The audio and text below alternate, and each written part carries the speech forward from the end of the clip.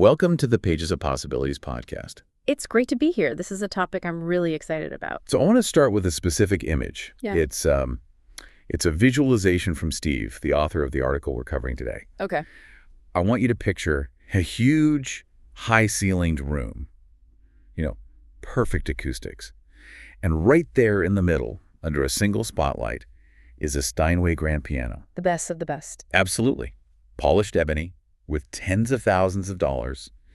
It has the potential for, the most beautiful concertos ever written. A magnificent instrument. It is. So you walk up, you sit down, you crack your knuckles, and then you play Chopsticks. Right.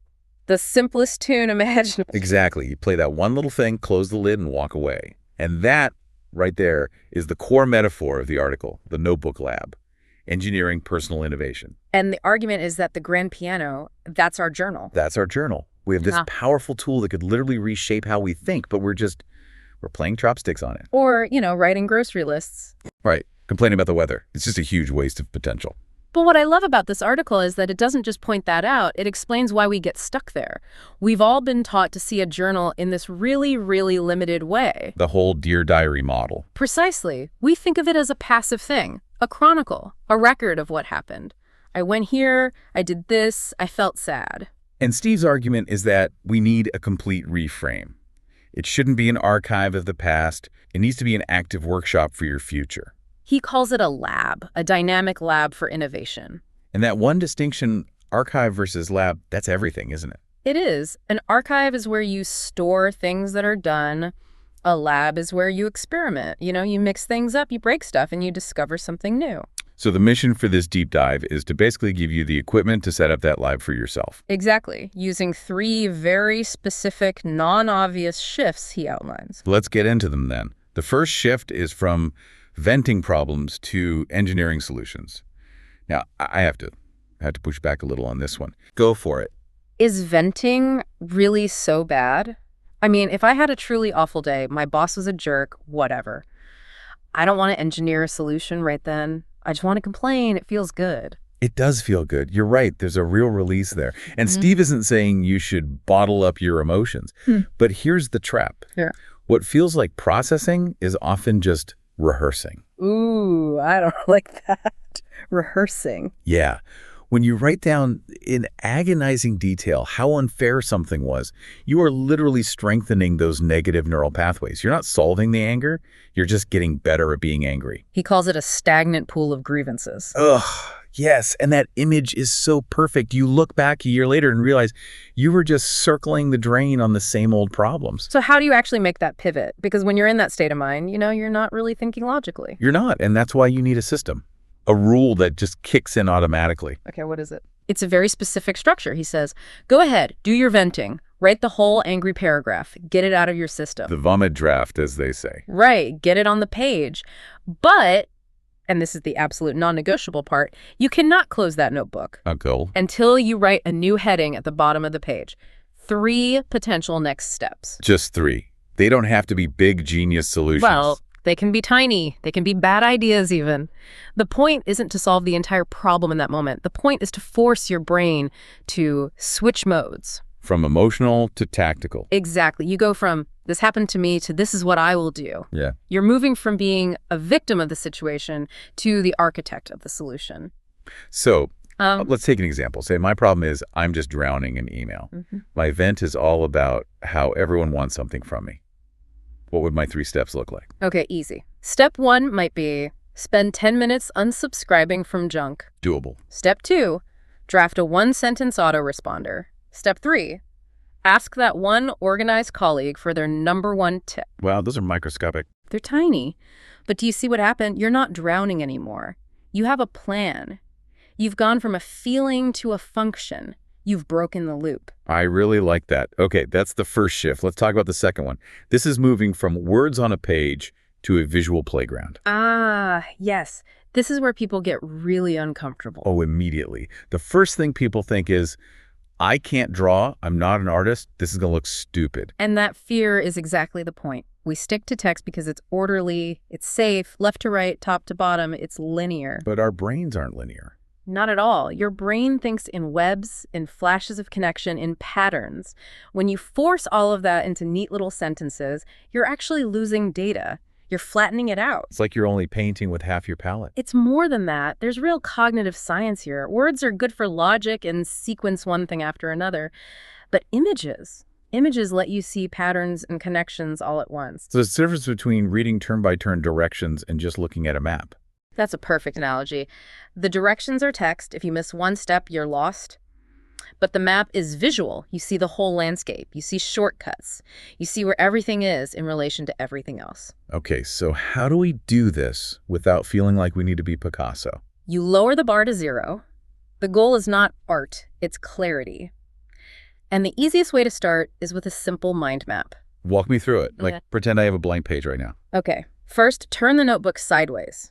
Landscape. Ooh, I like that. It immediately breaks the pattern. Right. Then, in the very center of the page, write down the problem. Let's stick with email overwhelm. Put a circle around it. Done. Now, don't think in order. Just let ideas explode out from the center. Draw a line and write boss's expectations. Draw another, fear of missing something. Another, constant distraction. Just a total brain dump. Okay, so it's messy. It's supposed to be messy, but then you pause and you just look at it. And you might notice, boss's expectations and fear of missing something are actually connected. So you draw a line between those two branches. You're finding the hidden wiring. Exactly. You might realize that half the branches are about anxiety and only a few are about the actual work. A list would never show you that.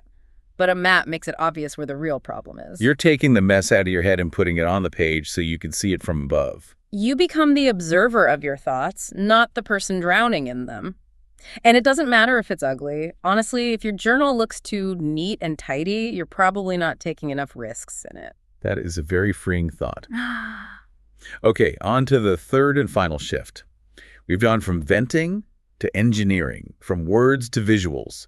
Now we have to tackle the suggestion box problem. This might be the most important one because it's the one almost everyone gets wrong. The write and forget habit. Steve's analogy is that we treat our journal like a suggestion box at work.